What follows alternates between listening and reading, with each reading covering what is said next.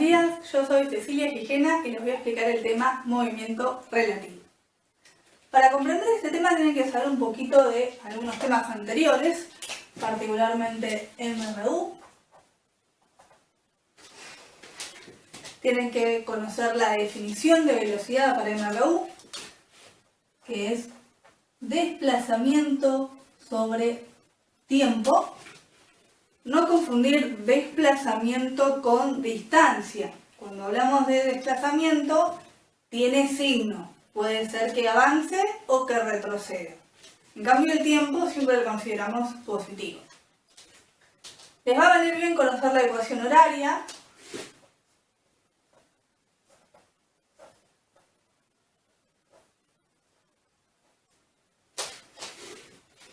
Y lo mismo con MRV. Tienen que saber la definición de aceleración.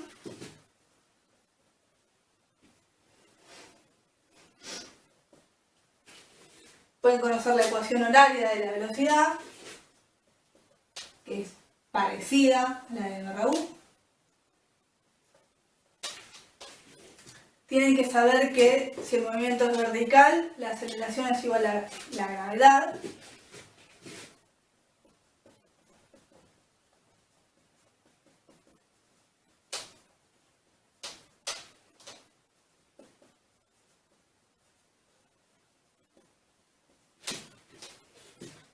Puede ser útil que sepan las ecuaciones horarias.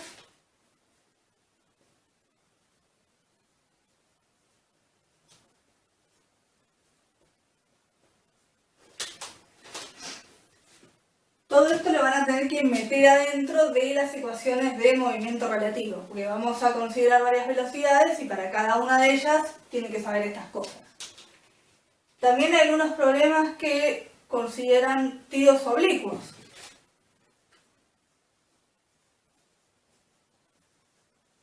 Cuando ustedes estudian tiro oblicuo, también está basado en MRU y MRV.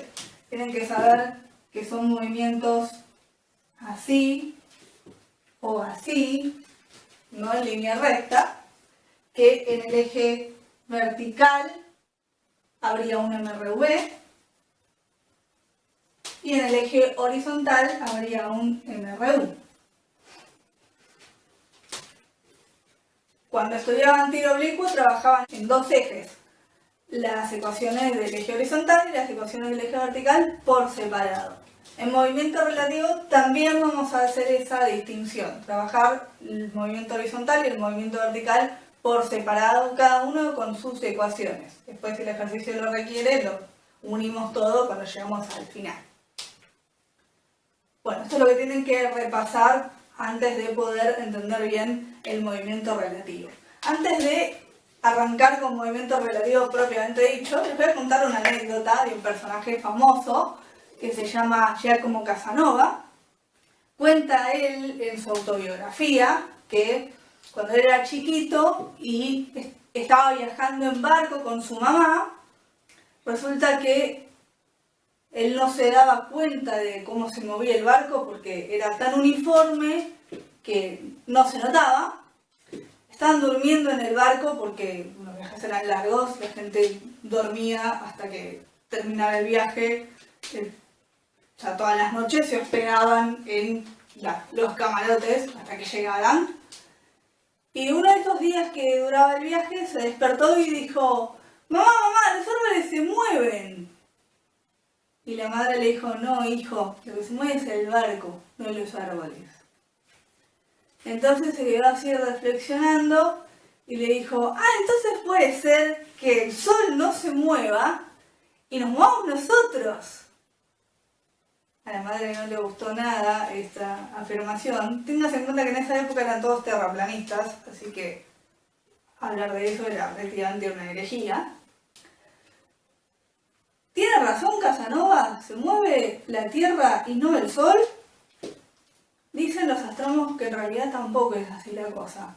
Es verdad que la Tierra se mueve alrededor del Sol, pero no es verdad que el Sol esté quieto. El Sol también se mueve a lo largo de la galaxia. Los astrónomos lo describen como una especie de piedra lanzada y todos los planetas persiguiéndolo en espiral. Algo más o menos así.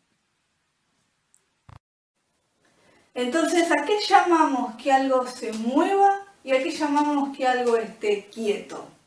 Cuando decimos que algo está quieto en relación a qué? Típicamente la mayoría de los problemas dicen que está quieto cuando no se mueve en relación a la Tierra. Bueno, esta es la novedad del movimiento relativo. Vamos a decir que algo está quieto respecto a alguna otra cosa que a su vez está adentro de la Tierra. O sea, se mueve con respecto a la Tierra, pero no se mueve respecto a algo intermedio.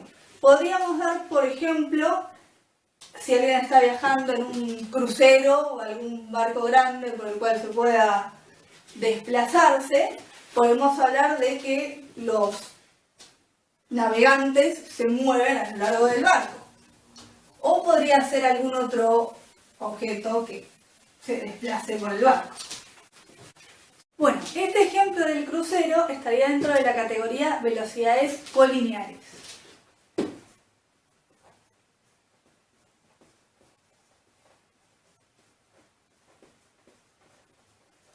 Esto significa que tanto la velocidad del crucero como la velocidad de la persona que camina por el crucero están dentro de una misma recta de acción, tienen la misma inclinación. Voy a dibujar acá el agua. Ahora dibujo el crucero, o algo que más o menos tenga pinta de crucero.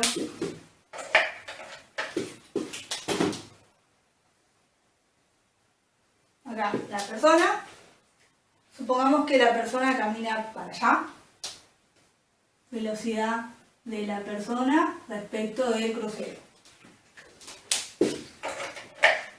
Supongamos que el crucero navega para allá, velocidad del crucero respecto de la Tierra. Y supongamos que acá hay una orilla y acá hay otra persona detenida en la orilla. Entonces, la pregunta es, ¿a qué velocidad va a ver esta persona a esta desde donde ella está? O sea, desde la Tierra. Para calcular eso, tenemos que combinar las dos velocidades. Velocidad de la persona respecto a la Tierra es igual a la suma de la velocidad de la persona con respecto al crucero y la velocidad del crucero respecto a la Tierra. Podría pasar que la persona camine en dirección contraria al movimiento del crucero, o sea, algo así.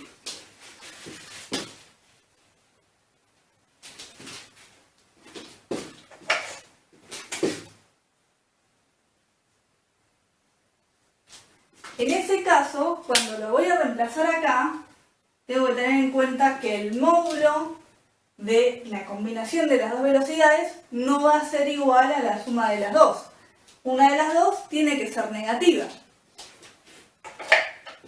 Hay que plantear un sistema de referencia que puede ser para el lado que navega el crucero o para el otro lado. Voy a elegir para este lado. Entonces, si lo pienso así, tengo que reemplazar esta velocidad negativa y esta otra positiva. La combinación puede dar positiva o negativa dependiendo cuál de las dos sea más grande. Supongo que debe ser más grande la del crucero, generalmente. Bueno, ahora vemos qué pasa si las velocidades no son colineares. Por ejemplo, ¿qué pasa si son perpendiculares? Un ejemplo de velocidades perpendiculares es si vamos a considerar un barco que está cruzando un río de lado a lado y tiene una velocidad que sea perpendicular a la corriente. Algo más o menos así.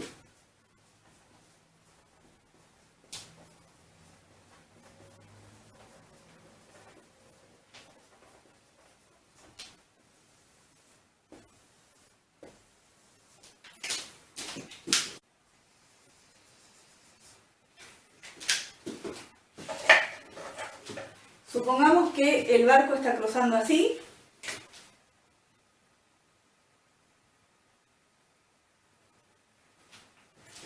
Voy a tratar de elegir otra letra que no sea B, para no usar siempre A y B. Pongámosle F. Velocidad F con respecto al río.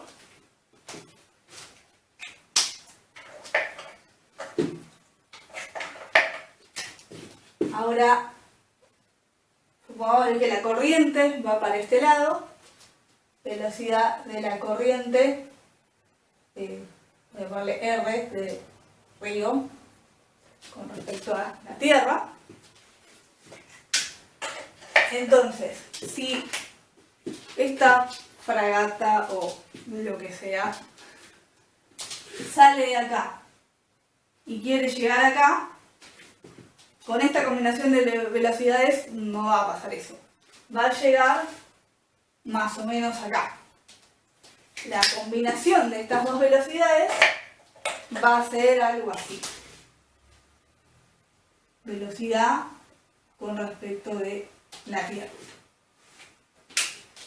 ¿Por qué si es así? Pues estamos usando vectores. Los vectores tienen módulo, dirección y sentido.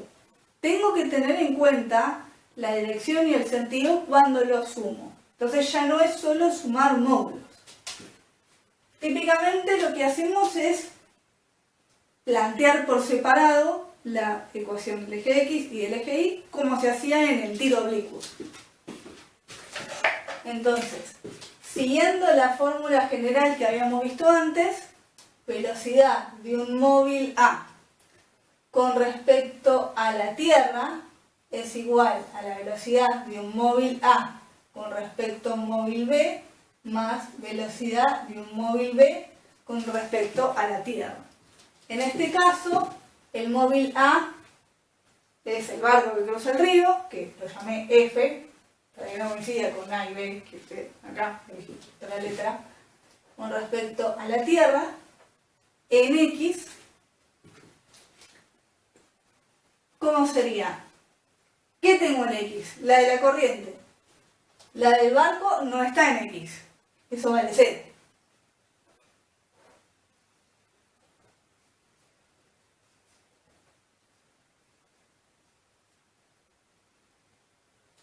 Y ahora para hacerlo en Y pasa al revés. Esta está en Y y esta no.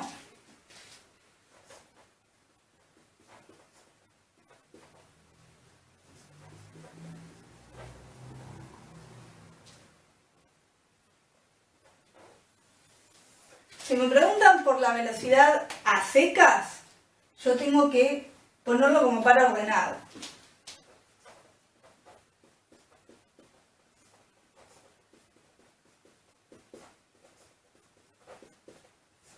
Pero cuando van a reemplazar como par ordenado, también tienen que tener en cuenta los signos. Hay que definir un sistema de referencia y ver a qué llamo positivo y a qué llamo negativo. Supongamos que a mí se me ocurre poner un sistema de referencia así. Que la X sea positivo para la derecha y la Y sea positivo para arriba. En realidad en la vida real esto es horizontal, pero bueno, lo tengo que dibujar vertical y hay que ver para cuál de los dos lados considero positivo. Si lo planteo así, entonces esta es negativa. Eso hay que ponerlo acá. Entonces me queda negativa esta. Y positiva la otra.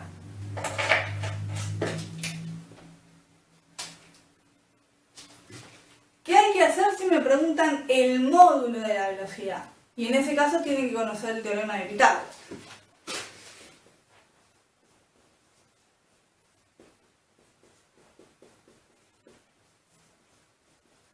El teorema de Pitágoras dice que la suma de los cuadrados de los catetos es igual al cuadrado de la hipotenusa.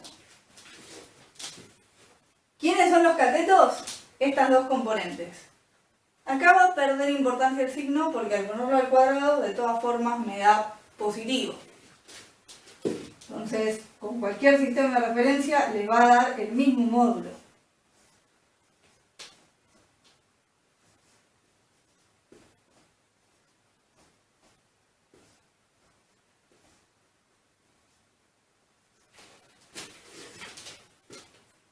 Entonces ahí tienen el resultado de una ecuación que permite despejar el módulo. Si les preguntan por el ángulo de inclinación, ahí tienen que saber trigonometría. Tienen que saber usar SOHCAHTOA.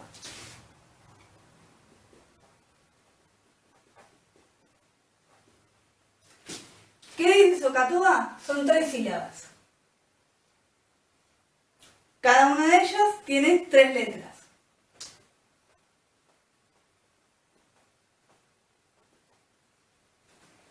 ¿Cómo se usan estas 3 letras?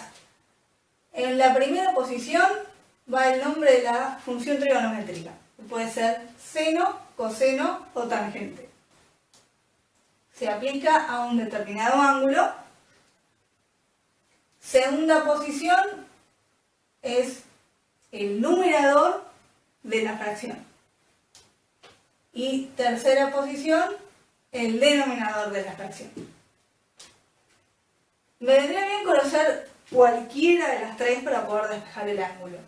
¿Qué tengo acá? Los catetos. La hipotenusa es el módulo. En principio no sé la hipotenusa en este tipo de problemas. Entonces, si yo quiero los catetos, tengo que usar tangente.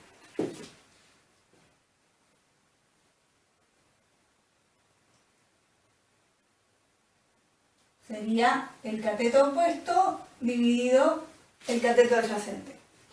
En este caso, el cateto opuesto era la componente, depende para qué ángulo. Si yo quiero este ángulo, resulta ser el adyacente.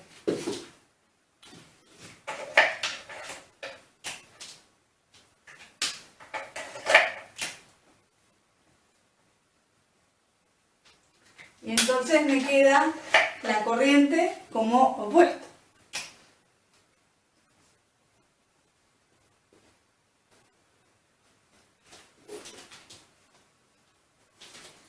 Si en cambio quieren calcular el otro, digamos este, le voy a llamar beta. En ese caso queda al revés. La tangente de beta, este sería el opuesto.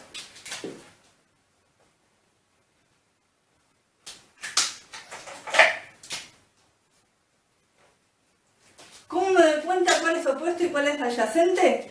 Tienen que saber que el opuesto corta al ángulo. El ángulo nace acá. Tengan en cuenta que los ángulos son semiplanos.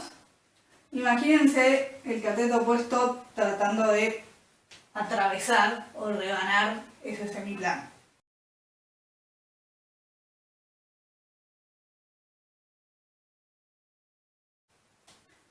En cambio, el cateto adyacente es uno de los lados que forman el ángulo. El ángulo está formado por el adyacente y la hipotenusa.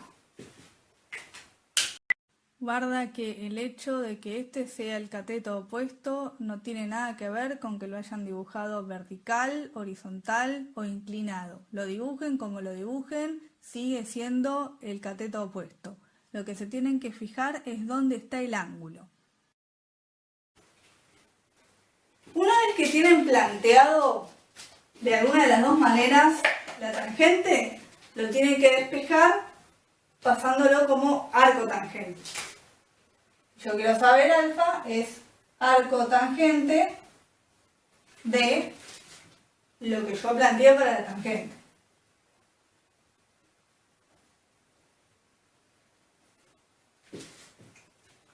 Entonces, primero calculan la tangente y con esta función arcotangente que tiene la calculadora pueden despejarla y obtener como resultado el ángulo. Ahora veamos qué pasa si las velocidades tampoco son perpendiculares y son oblicuas. O sea, para lados completamente distintos.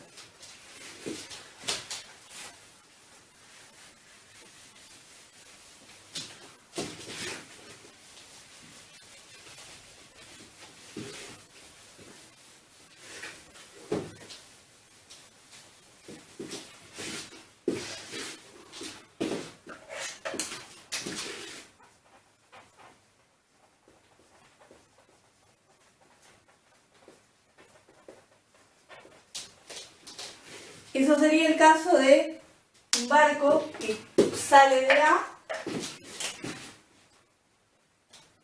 y llega a B cruzando el río.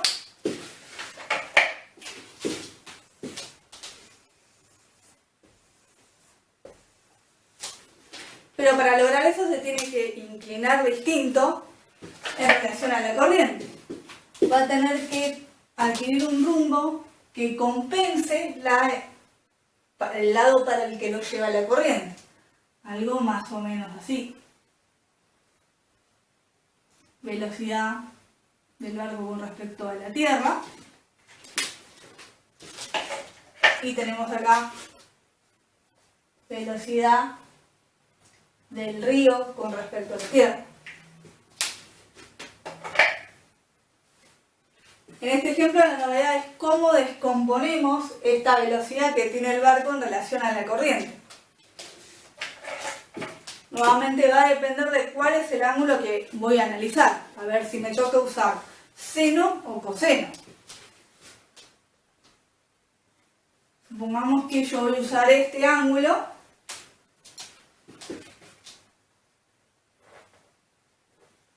En ese caso voy a tener como uno de los lados del ángulo a la componente Y. Entonces ese es el adyacente. Y otro lado, la componente X, entonces ese es el opuesto. El triángulo cierra así. El ángulo acá, BI, BX y módulo de B. Estoy usando esa técnica para la velocidad del barco con respecto a la Tierra. Entonces, si yo quiero saber BI, usando SOHCAHTOA, para adyacente me toca coseno. Entonces, el coseno del ángulo es el adyacente sobre la hipotenusa, que es BI sobre el módulo. Despejando esto, pasa el módulo multiplicando, me queda multiplicando por el coseno.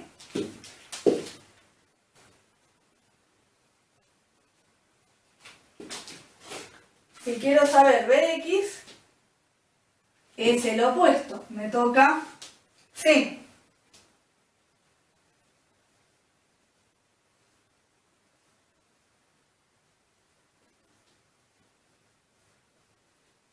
Despejando esto me queda el módulo multiplicado por el seno.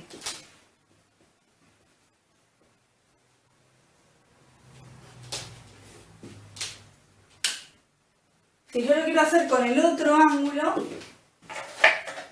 con este, lo voy a llamar beta, me queda todo al revés. Acá sería con el seno y acá sería con el coseno, porque ahí cambia cuál es opuesto y cuál es adyacente. Una vez que tienen planteado eso, voy a hacer el sistema con las dos ecuaciones de los dos ejes. Sería velocidad del barco con respecto a la Tierra, componente X, velocidad del barco con respecto a la Tierra, componente Y, suma de qué tengo en barco con respecto al río y qué tengo en río con respecto a la Tierra.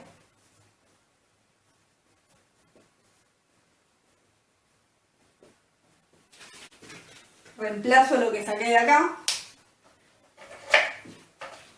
en el eje X, si voy a usar el ángulo alfa, me toca coseno. Y en el eje Y me toca seno. Y por último, la velocidad del río con respecto a la Tierra la reemplazamos en el eje X. Y es positiva. No la reemplazamos en el eje Y porque no tiene componente Y. Bueno, eso es todo la teoría de movimiento relativo. Espero que les haya servido. Ahora vean el video de ejercicios de movimiento relativo.